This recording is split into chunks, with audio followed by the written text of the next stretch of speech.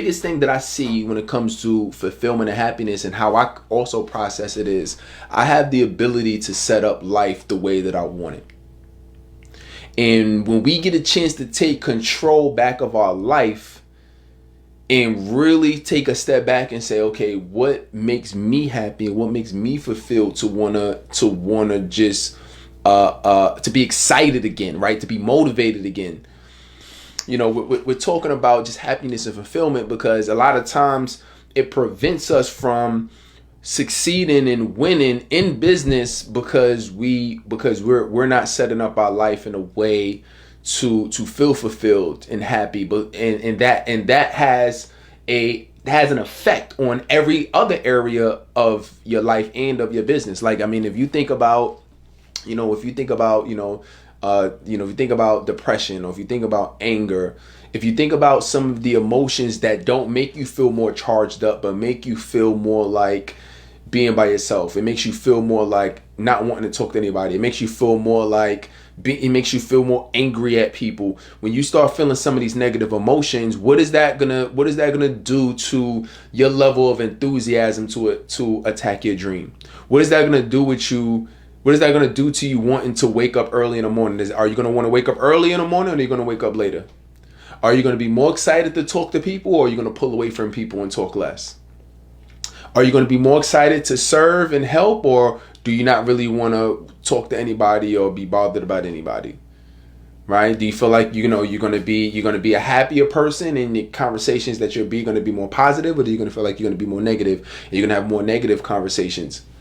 Right? So when we don't also focus on in life what makes us fulfilled and happy, every other area of our life is suffers because of that. You can't really even attack your dream because there's no, you don't even have the mental capacity, not just you, like all of us, obviously, we don't even have the mental capacity to even think our way through problems. We don't have the mental capacity to really to do things that we can at the highest ability. You know what makes you really great when you know that you're operating at the top of your craft and you can really do what you enjoy in life, or what fulfills you, or start that business or grow that business that you really want, is when you're doing it and it doesn't feel like work, when you're motivated and excited to wake up in the morning to do it, when you feel like you would do this whether you were getting paid or not. And you're actively trying to find ways to build it and grow it and get better and connect with the people that you need to connect to, or figure out all the little details and the nuances of how to make it better. And that's when you really operate in your craft and doing what you want to do at the highest level. But if we don't, if you say, okay, Terrell, I hear what you're saying, but that's not how I feel, then you obviously know there's some pivots that you need to make. There's some things that you need to change, because you can't be the best at what you do, or you can't get the results that you want to get in your business if you're not personally feeling a level of either fulfillment, or a level of motivation, a level of inspiration. It takes energy. You know what I mean? Like, just building business in general is hard, but especially when you have personal challenges and you're feeling all of these negative emotions and you're not feeling happy and you're not feeling fulfilled, and you have all of these things going through your head and through your heart, and it makes it hard. It just clouds your your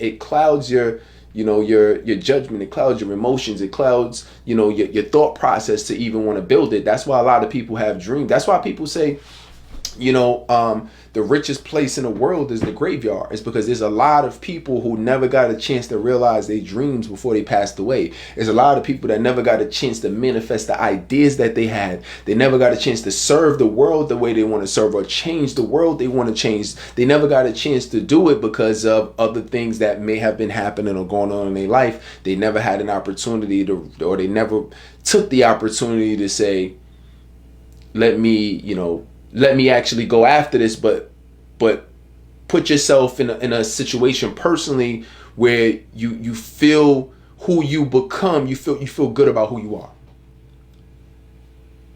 Does that make sense? Like, we gotta feel good about who we are. We gotta feel good about what we want. We gotta feel good about the person that we're becoming. Even if you don't have everything that you want right now, that's okay. Is, you know, you're on the path to get it, but you make it. It's already hard to achieve goals. It's already hard to live your dreams and do what you want to do in the world. But it's already hard. So don't make it even harder on yourself by adding all of the other stresses from the world, from adding all of the other things in the world. One of the things that I hear, and I've been in this personal development game for a long time. I mean, I would say probably at least since like 2008, when I was in college. I joined the network marketing company. And this network marketing company, if you ever did network marketing or multi-level marketing, then you understand, like, they go hard when it comes to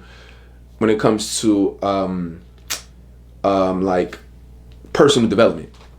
So, one of the things that I've just learned from the greats, like, whether it was like a Les Brown or a Jim Rohn or a Tony Robbins, is, we have the ability to control our life, but we have to, more importantly, let me be more specific, we have the ability to control the rules that we set up for what makes us feel fulfilled and happy and what doesn't.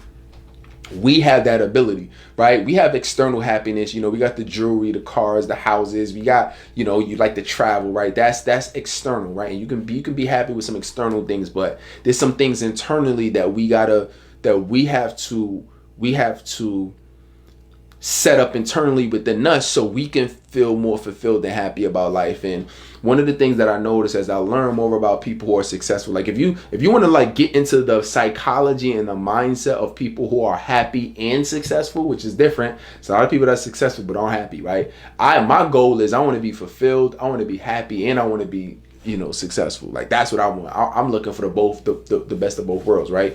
So when I read autobiographies of people who are like that, one, I would recommend read autobiographies. Read like whether it's like a Oprah's autobiography, or just like read biographies, right? Like I have a tendency of reading a lot of just like business books, but I also have biographies too, right? And I like to read those at night and then kind of just like let that sit in my mind.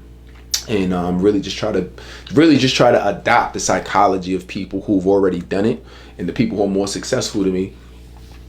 But one of the techniques that I see that a lot of people who are successful and fulfilled have is they have an ability to be grateful.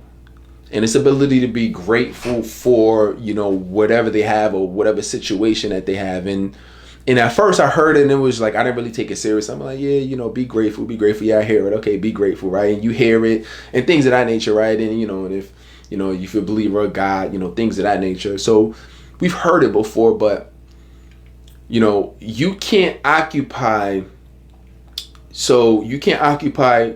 two opposite emotions, and I think it's even it doesn't even have to be opposite. I believe it's two separate emotions at the same time, right? But definitely you can't have two opposite emotions at the same time. You can't be happy and angry at the same time. You can't feel fulfilled and depressed at the same time. Like those you have to feel those one at a time. So what I've noticed as I've been reading more about autobiographies is I noticed that they are very grateful. Like, people who are really like successful and happy and fulfilled, these are the people that are the most grateful for life. And I thought about this recently, and I had to say, what about being grateful beats depression? What about being grateful beats, just anger and frustration or loneliness or hopelessness? What about that combatant? And I really had to think about it. And one of the reasons is the rules that you set up for life. See, when you feel a certain type of way, right, or you feeling angry or you feeling depressed or frustrated, there's certain rules that we set up in our life where we say life has to look like this.